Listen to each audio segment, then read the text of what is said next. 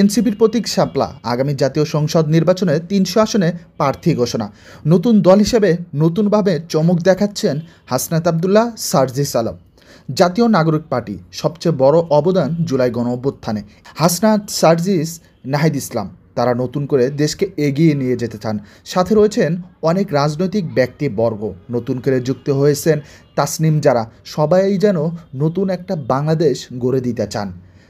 হঠাৎ করে তারা প্রতীক নিয়ে ইসির সামনে জড়ো হয়ে যান। মার্কা তাদের শাপলা, এমনকি আরও দুই একটা মার্কা তাদের কাছে প্রস্তাব করেছেন। তবে নাহিদ, সার্জিসের সবচেয়ে পছন্দ শাপলা মার্কা।